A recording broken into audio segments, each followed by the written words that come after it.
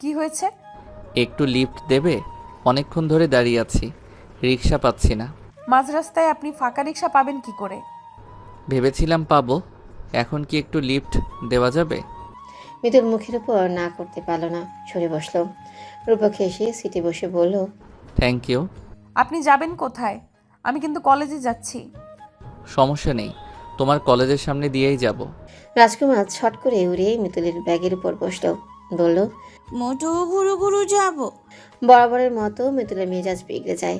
তিরিক্ষি মেজাজে বলল, এটাকে সাথে নিয়েছেন কেন? জেদ করছিল আসার জন্য।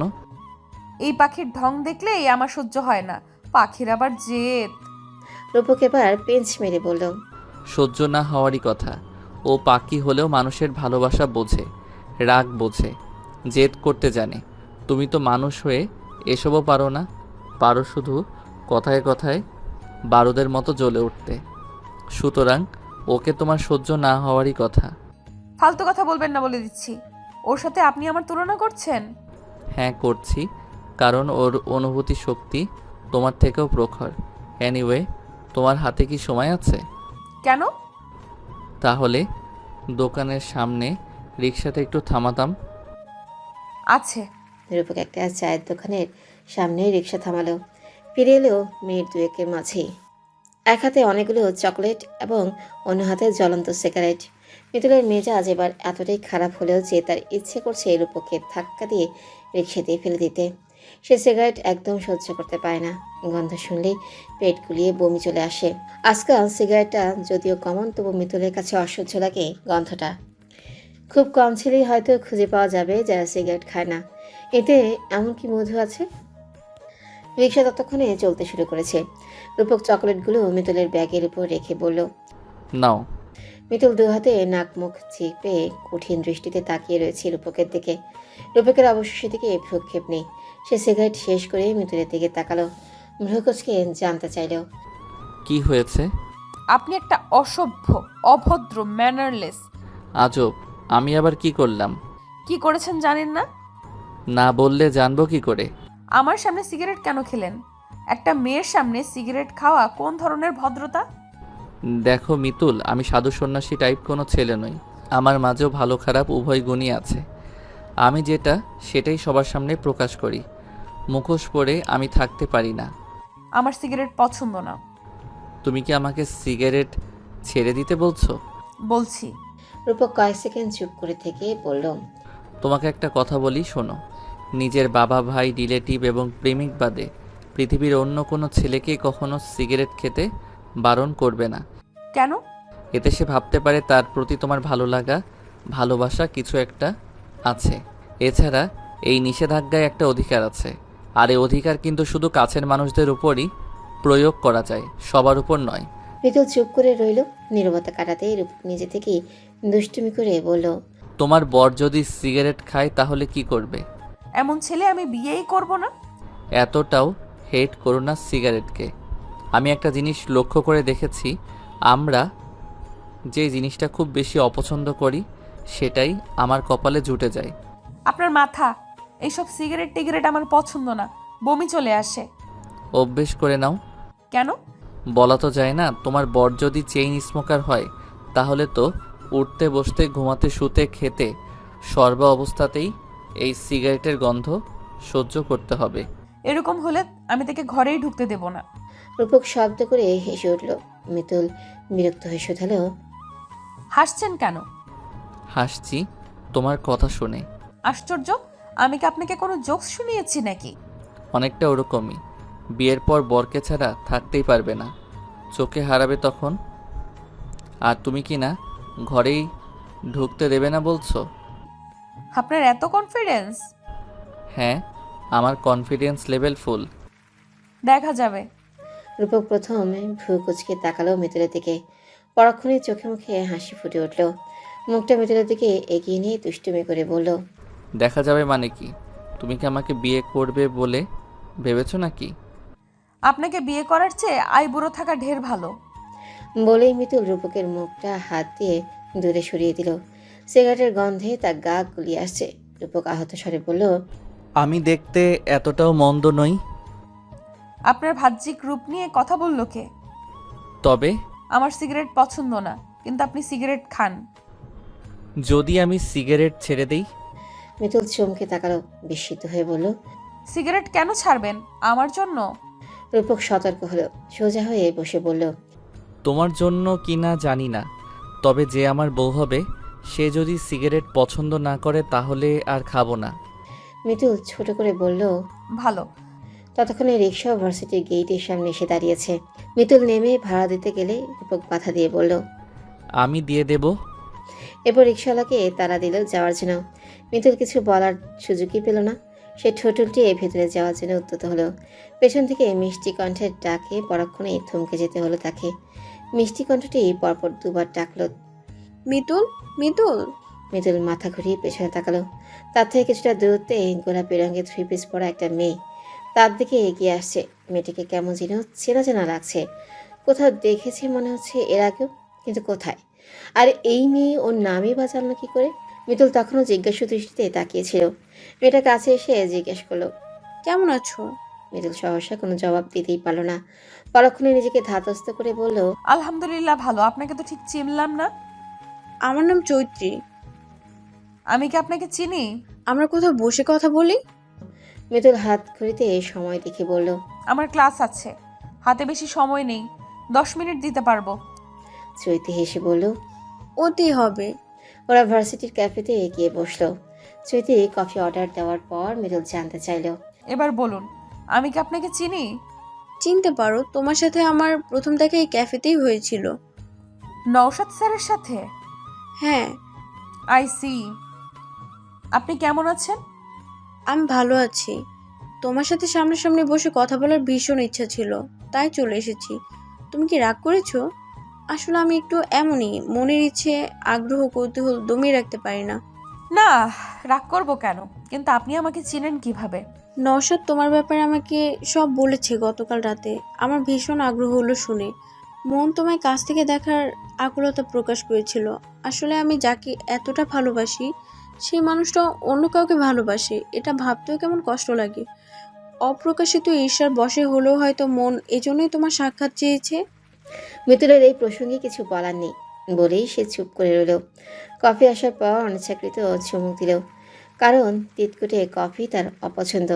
সে একবার ব্যস্ত হয়ে ঘড়ি দেখে বলল। আমাকে ঈর্ষা করার কোনো কারণ নেই। কম বয়সে আবেগের কারণে ছোট একটা ভুল করে ফেলেছিলাম। নওশাদ স্যারের জন্যই সেই ভুল সংশোধন করার সুযোগ পেয়েছি। এখন তার প্রতি আমার কোনো টান, ভালো লাগা, ভালোবাসা কিছুই নেই। আমি যখন আমার অনুভূতিগুলো স্যারকে বলেছিলাম তখন সে আমাকে একটা কথা বলেছিল। সে বলেছিল এগুলো পাগলামি, আমার ভালোবাসা নয়, একটা আকর্ষণ মাত্র, আবেগ এবং মোহ। এখন বর্তমান সময়টাতে আমার মনে হয় স্যার সেদিন ঠিক কথাই বলেছিল। সে যাই হোক, আমি তার সঙ্গে সরাসরি কথা বলে যা বলার বলে দিয়েছি। আমাদের সম্পর্ক কোনোদিনই সম্ভব নয়। আমি আপনাকে পার্সোনালি চিনি না, আপনার সম্পর্কে আমার কোনো ধারণাও নেই। তবুও আপনাকে দেখে অদ্ভুত কারণেই আমার কেমন জানি মনে হয়েছিল আপনি স্যারকে ভালো রাখতে পারবেন। আমি চাই আপনারা যত দ্রুত সম্ভব বিয়েটা করে নিন। আমাকে এখন উঠতে হবে। কথাগুলো বলতে বলতেই উঠে দাঁড়িয়েছে মিতুল। স্মিত হেসে বলল। আসছি, ভালো থাকবেন। প্রত্যুত্তরে চৈত মৃদু হেসে বলল। আমার কথা কিছু মনে করো না, কষ্ট দিয়ে থাকলে সরি। তুমিও ভালো থাকো। এ কথার পিঠে মিতুল কেবল মুচকে হাসি উপহার দিল। ক্লাসিকে এসে বিষয়টা সম্পূর্ণ ভুলেই গিয়েছে। আরশি এবং রায়ার সঙ্গে গল্পগুজব পড়াশোনাতেই সময় কেটে গেছে। শুধু নওশাদে ক্লাসটাতেই সে রয়ে শুয়ে বলল। ফোকাস মিতুলের থেকে দূরেই রাখছে। আগের মতো অকারণে আর তাকায় না। পড়ার ছুতো ধরেও কথা বলেনি আজ। মিতুল মনে মনে স্বস্তি পেল। যাক, Naushad sir at least move on করার চেষ্টা তো করছে। ক্লাস শেষ করে যখন রায়া এবং আরশির সঙ্গে বের হচ্ছিল তখন মাঠে নওশাদের ডাক পড়ে। মিতুল ওদেরকে সামনে আগাতে বলেই নিজে একা দাঁড়ালো। নওশাদ এসে মুখোমুখি দাঁড়িয়েছে। কয়েক সেকেন্ড সময় নিয়ে কোনোরকম ভনিতা করা ছাড়াই বলল। তোমাকে একটা কথা বলার ছিল। বলুন। আমি চৈতিকে বিয়ে করার সিদ্ধান্ত নিয়েছি। চৈতি বেশ অবাক হলো, সঙ্গে খুশিতে ঝলমল করে উঠল তার শ্যামবর্ণ মুখ। সে আনন্দিত কণ্ঠে বলল। সত্যি? এটা তো খুবই ভালো কথা। হ্যাঁ, তুমি খুশি?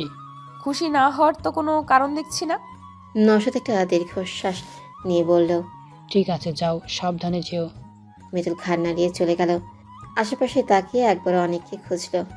অনেকদিন হয়েছে ওকে ক্যাম্পাসে দেখে না, তবে তিশার সাথে বেশ কয়েকবার দেখা হয়েছিল। অনিক আর তিশা ক্লাসমেট হওয়াতে অহরহ দেখা হওয়াটাও স্বাভাবিক। মিতুলের চাওয়া ব্যর্থ গেল না। সে ভার্সিটি থেকে বেরিয়ে দেখলো অনেক বাইক নিয়ে এসেছে, সঙ্গে তিশাও আছে। মিতুলকে দেখে হেসে অনেক বলল। কেমন আছো বেআইন? মিতুলও হেসে বলল, ভালো আছি, আপনি? আমিও ভালো আছি। কথা বলার মাধ্যমেই জানতে পারলো তিশাকে বাড়িতে পৌঁছে দিতে যাচ্ছে অনেক। তাই মিতুল আর বেশি সময় ওদেরকে দাঁড় করালো না। রায়া এবং আরশিও বিদায় নিয়ে চলে গেল। ইতিমধ্যে ওরা নওশাদের ব্যাপারে অল্প বিস্তর জানে। মিতুলের থেকেই শুনেছে। মিতুল রিক্সা খুঁজতে খুঁজতে হাঁটছিল। কিছু দূর আগানোর পর দেখলেও রূপক রিক্সায় বসে সিগারেট খাচ্ছে, আর রিক্সাওয়ালা রিক্সার সাথে হেলান দিয়ে রিক্সা টানছে। আহা, সে কি দৃশ্য! নয়ন দিয়ে দুনিয়া ভূষিত করে দেওয়ার মতো। মিতুলকে দেখেই রূপক গম্ভীর কণ্ঠে বলল, এতক্ষণে আসার সময় হলো তোমার? কখন থেকে তোমার জন্য অপেক্ষা করছি। কে বলেছিল অপেক্ষা করতে? কেউ বলেনি, আমি করেছি। এখন রিকশায় ওঠো। আমি আপনার সঙ্গে যাব না। কেন? আমার ইচ্ছে। তা বললে তো হবে না। সকালে আমি ভাড়া দিয়েছি, এখন তুমি ভাড়া দেবে। তাছাড়া আমার কাছে টাকা নেই। 15 টাকা ছিল, সিগারেট কিনে ফেলেছি।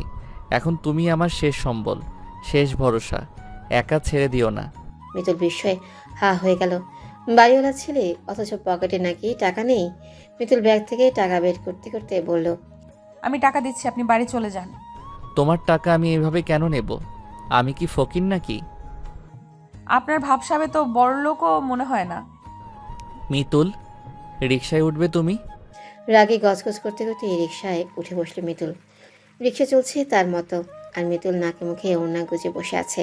মাঝ রাস্তায় রিকশা থামিয়ে রূপক নামলো এবং মিতুলকেও নামালো। ওয়ালেট থেকে টাকা বের করে ভাড়া মিটিয়ে দিয়ে বলল, এসো। মিতুল বিস্মিত হয়ে রূপকের পিছু যেতে যেতে বলল, আপনি না বললেন আপনার কাছে টাকা নেই? মিথ্যে কেন বলেছিলেন? না হলে কি তুমি আসতে?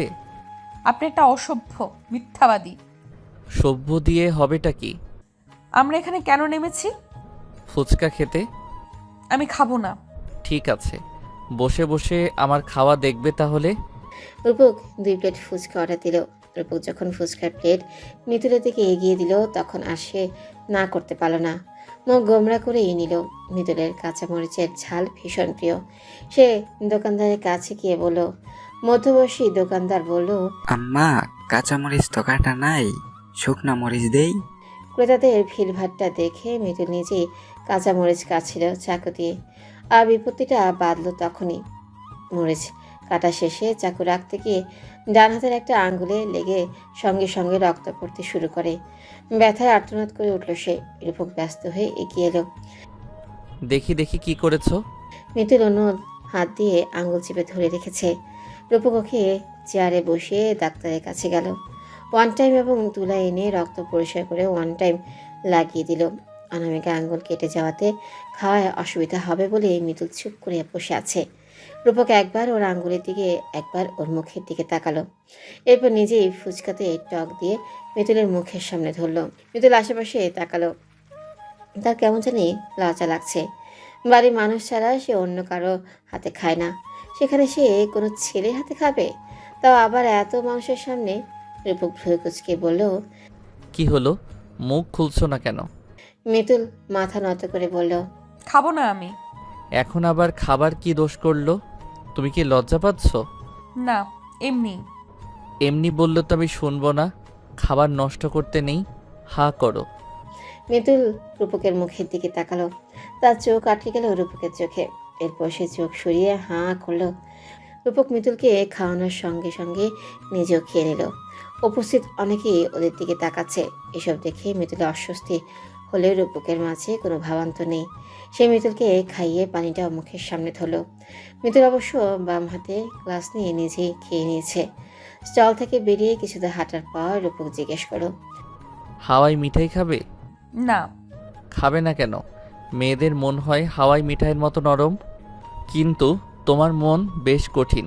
তোমার উচিত সকাল দুপুর রাত 3 বেলা নিয়ম মাফিক হাওয়াই মিঠাই খাওয়া। এতে লাভ কি? তাহলে যদি একটু মনটা নরম হয় আর কি। আমি এই সবগুলো হাওয়াই মিঠাই নিয়ে একটা ছবি তুলবো। আচ্ছা দাঁড়াও, আমি তুলে দিচ্ছি। মিতুল হাওয়া মিঠাইয়ের বড় লাঠিটা ধরে দাঁড়ালো। রূপক নিজের ফোনে বেশ কয়েকটা ছবি তুলে নিল। এরপর হাওয়াই মিঠাই কিনে রাস্তা পার হওয়ার জন্য দাঁড়ালো। গাড়ি দেখে রূপক মিতুলের হাত ধরে রাস্তা পার হচ্ছে। মিতুল লক্ষ্য করলেও কিন্তু কিছু বলল না। তার মন কেমন যেন খুশি খুশি লাগছে এভাবে ঘুরতে পেরে। তার খুশিকে দ্বিগুণ করতেই বোধ হয় শুভ্র আকাশটা মেঘলা বরণ ধারণ করলো। খুশির পরিমাণ বাড়িয়ে দিতে ঝুপঝুপ করে বৃষ্টি পড়া আরম্ভ করেছে। রূপক ছাউনির নিচে আশ্রয় নেওয়ার জন্য মিতুলের হাত ধরে দৌড়াচ্ছে।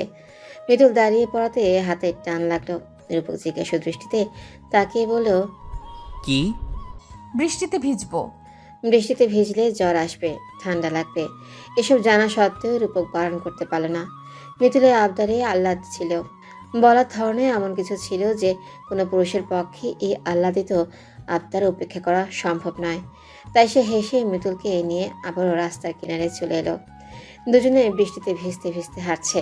চোখে মুখে বৃষ্টির পানি পড়তেই মিতুল খিলখিল করে হেসে ওঠে। রূপক আট দৃষ্টিতে সেই হাসি দেখে। তার হাতের মুঠোতে তখনও মিতুলের পেলব হাত আবদ্ধ করে রাখা। হাত ধরে রেখেই রূপক বলল, দাঁড়াও তো, এখানে একটা ছবি তুলি। মিতুল লক্ষ্মী মেয়ের মতো দাঁড়ালো। রূপক ফোন বের করে ছবি তুলে বলল, সুন্দর। কি? জানতে চাইল মিতুল। রূপক ঘাড় কাত করে মুচকে হেসে বলল। বৃষ্টি বিলাসী। মিতুলের মন আজ ভীষণ খুশি। 2 সপ্তাহ পর গ্রাম থেকে আজ ঢাকায় ফিরছে সে। গ্রামে আসা হয়েছে হুট করে। দাদির শরীর অসুস্থ ছিল। সবাইকে দেখার জন্য ইচ্ছে পোষণ করেছিলেন তিনি। তার বয়স হয়েছে, হাত মতের কথা তো আর বলা যায় না। তাই অসুস্থতার কথা শুনে সকলেই ভরকে গিয়েছিলেন। মিতুলরা খবর পেয়ে সপরিবারে তাই গ্রামে ছুটে এসেছিল।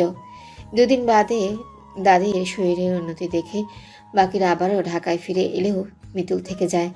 দাদির আবদার এবং কাজিনদের বায়না সে উপেক্ষা করতে পারেনি, তাই থেকে গিয়েছিল। এই 2 সপ্তাহ তার ভালোই আনন্দে কেটেছে। স্কুলের বান্ধবীদের সাথে প্রচুর সময় কাটিয়েছে। কাজিনদের নিয়ে গ্রাম ক্ষেত ঘুরে বেরিয়েছে। ইচ্ছে মতো নদীতে ডুবে জ্বরও বাঁধিয়েছিল। এসব স্মৃতি মন্থর করে এখন আবার কিছুটা খারাপ লাগছে তার। টুটুলোকে উদাসীন হয়ে বসে থাকতে দেখে জিজ্ঞেস করলো, কিরে, কি হয়েছে? খারাপ লাগছে? মিতুল ভাইয়ের কাঁধে মাথা রেখে বলল, একটু। অনেকদিন পর জার্নি করছিস, হতে পারে এই জন্য। কি জানি। বাড়ি ফেরার পথে তার মন হঠাৎ করে রূপকে দেখা পাওয়ার জন্য অস্থির হয়ে পড়ে। গ্রামে যাওয়ার সময় দেখা হয়নি, যাওয়ার কথা বলাও হয়নি। এমনকি এই 2 সপ্তাহ তার রূপকের সঙ্গে কোনো যোগাযোগও হয়নি। এখানে সবাইকে নিয়ে এত হই হুল্লোড় এবং ব্যস্ততার মাঝে সময় কেটেছে যে রূপকের কথা তার ঠিক মনে করেও পড়েনি সেভাবে। বাড়ি ফিরে মা ও রিনভির সঙ্গে দেখা করলো আগে মিতুল।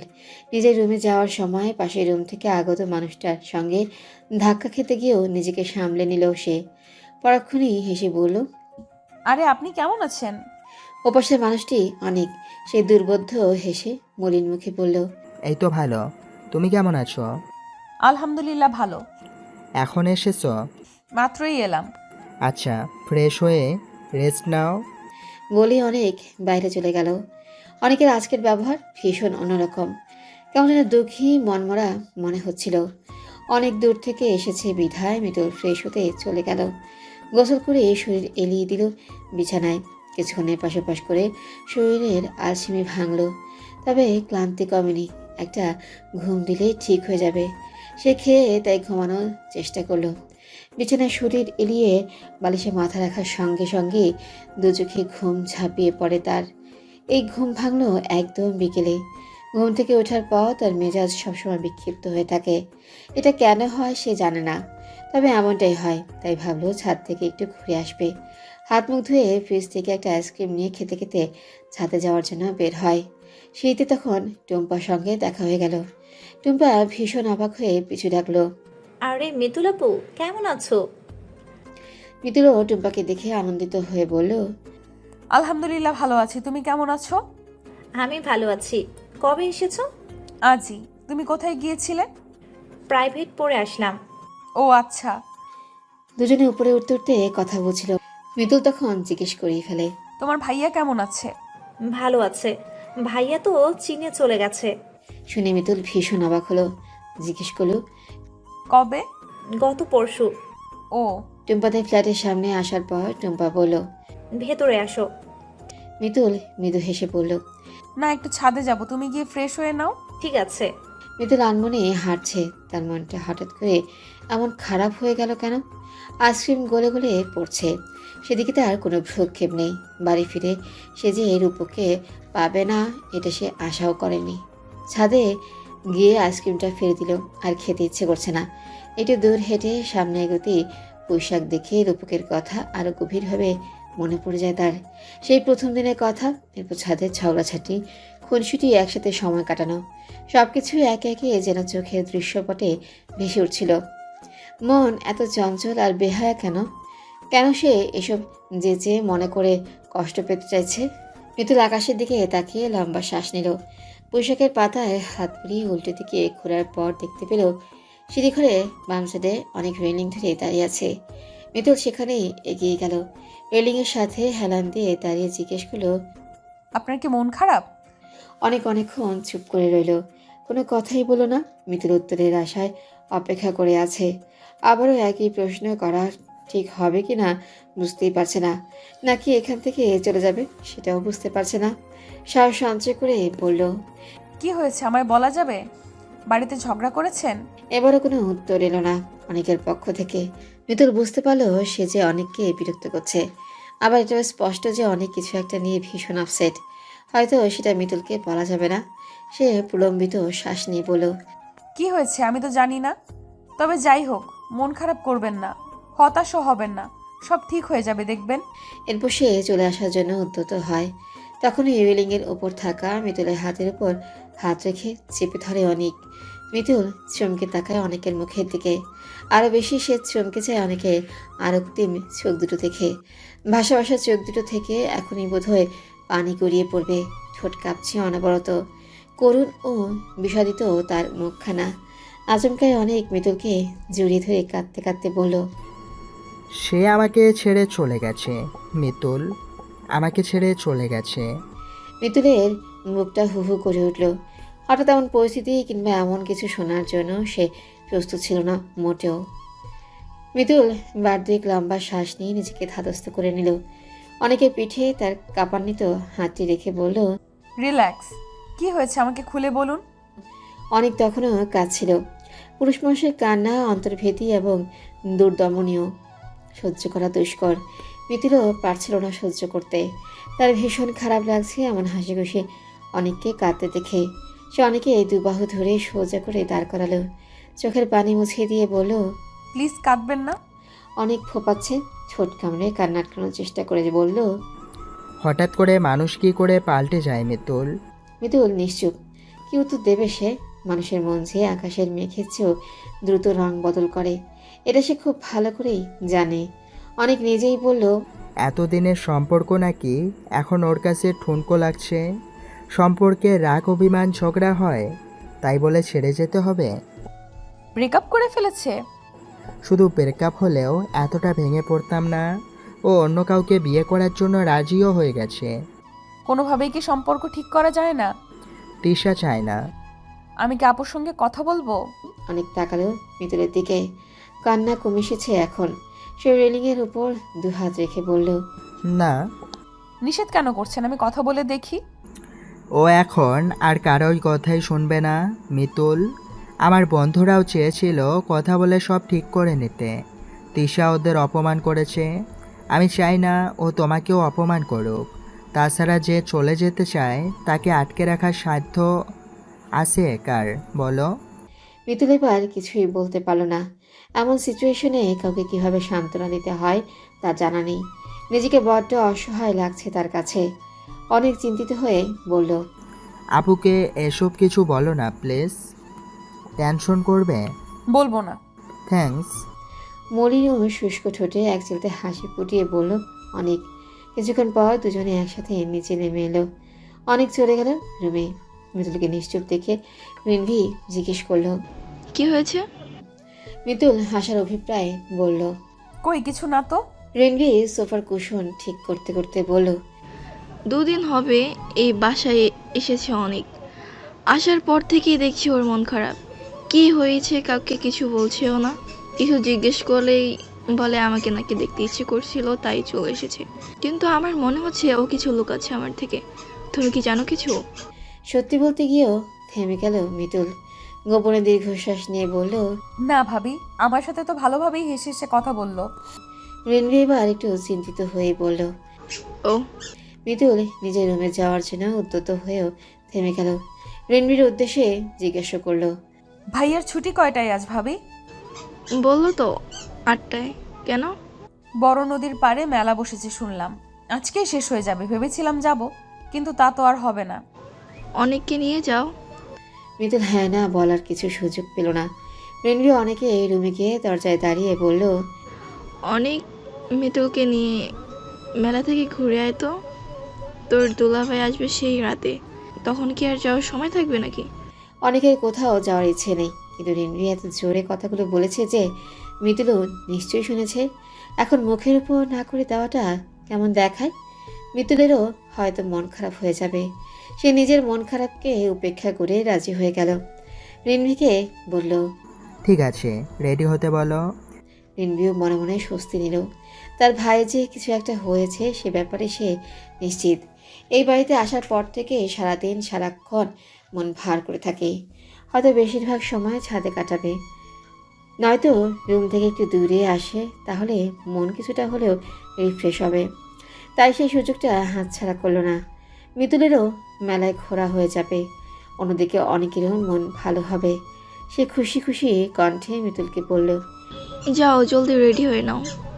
মিতুল অস্বস্তি নিয়ে বলল, তাকে বলার কি দরকার ছিল ভাবি? তুমি কি ইনসিকিউর ফিল করছো ওর সাথে যেতে? ছি না ভাবি, অনেক ভালো একটা মানুষ। তোমাকে তো বলেছিলামই, আমি এই বাড়ির বউ হওয়ার আগেও সে আমাকে দুবার হেল্প করেছিল। আমি তার সাথে ইনসিকিউর ফিল করব, এটা তুমি ভাবলে কি করে? তাহলে যেতে আপত্তি কোথায়? কোনো সমস্যা থাকলে আমাকে বলতে পারো। কোনো আপত্তি বা সমস্যা কোনোটাই নেই ভাবি, সে হয়তো মন থেকে চাচ্ছে না যেতে। রেনবি ভেউচিয়ে বলল, কি ব্যাপার? আমার ভাইয়ের মন দেখি আমার চেয়েও বেশি বুঝতে পারছো তুমি। ভাবি, রেনবি শব্দ করে হেসে ফেলল। মিতুলে কাঁধ জড়িয়ে ধরে বলল, ওর মনটা একটু খারাপ, কিছু একটা নিশ্চয় হয়েছে। আমাকে বলছে না, বাইরে থেকে ঘুরে আসলে হয়তো মনটা ভালো হবে একটু। আর তোমারও মেলা যাওয়া হলো। মিতুল কিছুক্ষণ চুপ করে থেকে বলল, আচ্ছা। সে মূলত অনেকে মন ভালো করার প্রয়াসেই যাওয়ার জন্য রাজি হলো। রিনভিওর কাল টেনে বলল, আচ্ছা যাও রেডি হও। মিতুলের আগে অনেক রেডি হয়ে বাইরে বাইক নিয়ে অপেক্ষা করছিল। মিতুল মা এবং রিনভির থেকে বিদায় নিয়ে বেরিয়ে পড়ল। গেটের বাইরে বেরিয়ে অনেককে দেখে তার কেন জানি রূপিকের কথা মনে পড়ে গেল। সে কয়েক পর নির্নিমেষ দৃষ্টিতে তাকিয়ে রইল অনেকের দিকে। অনেক সেটা লক্ষ্য করে জিজ্ঞেস করলো, কি হয়েছে? মিতুল বড় করে শ্বাস নিয়ে বলল, কিছু না। বাইকে ওঠো। মিতুল চুপচাপ বাইকে উঠে বসলো। এখান থেকে বড় নদী খুব একটা দূরে নয়, 30 কি 25 মিনিটের মতো লাগে। বাইকে করে এসেছে বলে সময়টা আরো কম লাগলো। একটা ফাঁকা জায়গায় বাইক রেখে দুজনে মেলায় ঢুকলো। মানুষের ভিড়ভাট্টার জন্য পা ফেলার অবকাশ নেই। অনেক কষ্টে ধাক্কিয়ে ধুক্কিয়ে ওরা অর্নামেন্টসের দোকানের সামনে এলো। অনেকে এত মানুষ দেখে বিরক্ত হয়ে বলল, মেলায় মানুষ আছে। মিতুলের দৃষ্টি ও মন তখন পাহাড়ি রঙের ও রকমের চুড়ি, কানের দুল, পায়ের দিকে। সে সবগুলো জিনিসই নিয়ে চেড়ে দেখছে। এসব দোকানে মেয়ে মহিলাদের ভিড় আরো বেশি। অনেকটাই সরে গিয়ে একটু দূরে দাঁড়ালো। মিতুল অনেককে পাশে না দেখে ভয় পেয়ে গেল। ত্রস্ত দৃষ্টিতে পেছনে তাকাতেই অনেক হাত উঁচিয়ে ইশারায় বলল, আমি আছি। মিতুল স্বস্তি পেল। সব জিনিসই তার ভালো লাগছে। কোনটা রেখে কোনটা নেবে। অনেক তখন কল দিল মিতুলকে। এখান থেকে এখানে ফোন করার কি হলো? ফোন রিসিভ করে মিতুল বলল, কি হয়েছে? তোমার যা যা পছন্দ হয় নাও, টাকা দিও না। আবার পছন্দ শেষ হলে আমাকে কল দিও। কেন, আপনি কোথায় যাচ্ছেন? কোথাও যাচ্ছি না, এখানেই আছি। শুধু এক দোকান থেকেই জিনিস কিনবো, আর দোকান ঘুরবো না? আচ্ছা, আগে এই দোকান থেকে কি নেবে দেখো, তারপর অন্য দোকানে যাচ্ছি। ঠিক আছে, রাখছি।